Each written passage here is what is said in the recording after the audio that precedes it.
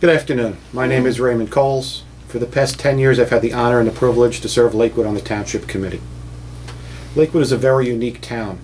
We have a lot of different competing interests. We have various ethnic and religious groups, and it's important that anybody who serves on the committee or anyone looking to serve on the committee recognizes the fact that all of these varying competing interests deserve our attention, deserve our support, and we need to be able to tell people what we can do to make sure that we will do our absolute best to provide them with the quality of life and the safety that they're looking for to be able to raise their children or to enjoy their retirement. My time on the Township Committee has been an incredible journey for me. I never thought that a guy like me, an Irish Catholic kid from Staten Island, could end up being the mayor of a town like Lakewood. It's been an incredible learning experience for me. It's something that I treasure in my heart, and it's something that my children have seen. And I think that they're all better off with the experience that we've had living in Lakewood these past 20-some odd years. I've had a lot of experiences on the Township Committee. Probably the one that's closest to my heart is my work on affordable housing.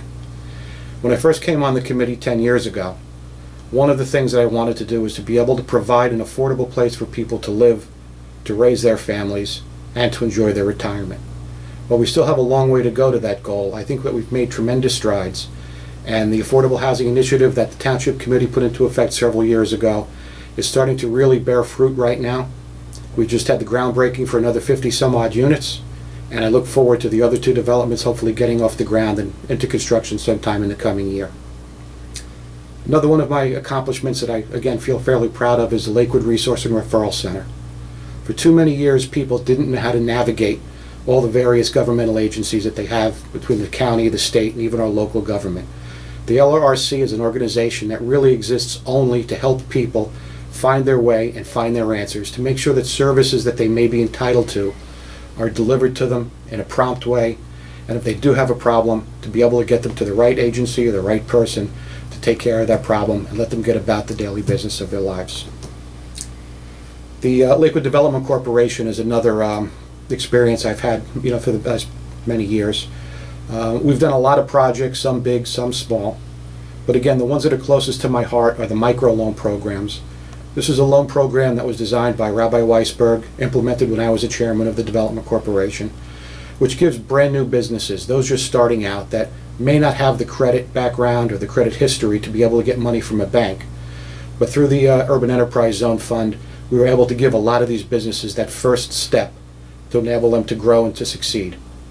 So there's been an awful lot of things, some of them very pleasant, some of them not so much, but it's always been something that I've given 110% to. I wake up in the morning, and after saying thank you for my family and for my business, I thank for the privilege of being able to serve the people of Lakewood. I hope that you'll consider voting for me and my running mate Rosa Reitzig next week on November 8th. He's an amazing young gentleman. I think that really he can be the next generation for the Township Committee. He's somebody who will really be able to serve the people of this town for many years to come. I was given some questions that were submitted by people, and I'd like to just take a moment or two to go through a few of them with you. First one says, I want to know, is it more important to run on a platform of no new taxes when costs for everything has been steadily on the rise? So are there any plans to cut staff or department capabilities when it comes down to public safety?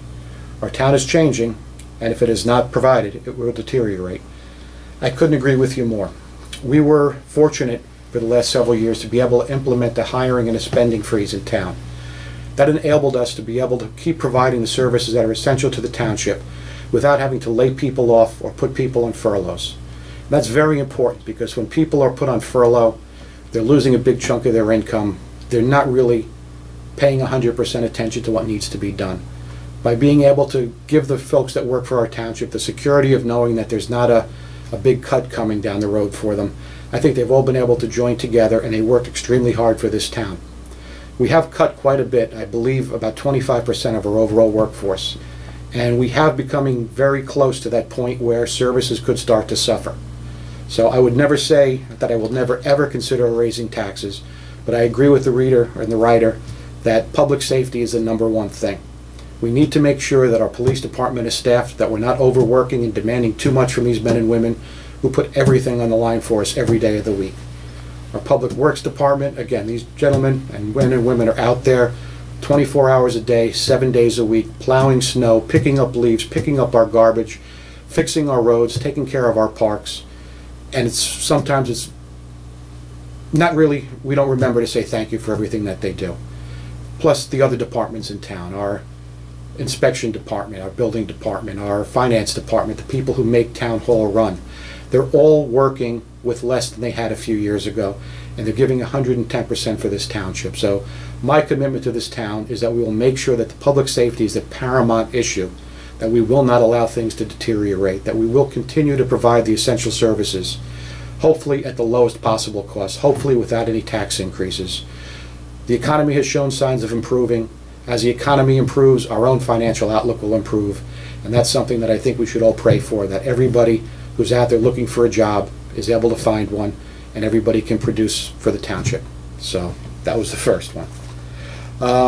Second one is, what skills do you think are critical to being an effective township committeeman, and what demonstrates to us that you have them? Well, I think over the past 10 years, the one thing that I've strived to do, no matter who comes to the microphone, is to show everybody respect. I used to be terrified of coming to the microphone and speaking in public, so I know how difficult it can be for somebody to get up in a crowded room and possibly say something that isn't that popular, or something that the governing body may not want to hear. But I think it's even more important for us as that governing body to listen to what these people have to say, to pay attention to them while they're up there at the microphone, and to hear what they have to say. I've said many times over the years that you could probably learn more from talking to people who disagree with you than only talking to people who agree with you. So again, I think the biggest thing that we can do as Township Committee is to show respect to everybody, regardless of what they come for, whether they're angry or happy, whether they're there to say something nice about us or something bad about us. They're there, and we need to pay attention and learn and try and come up with a solution from that. The other thing is to actually like people.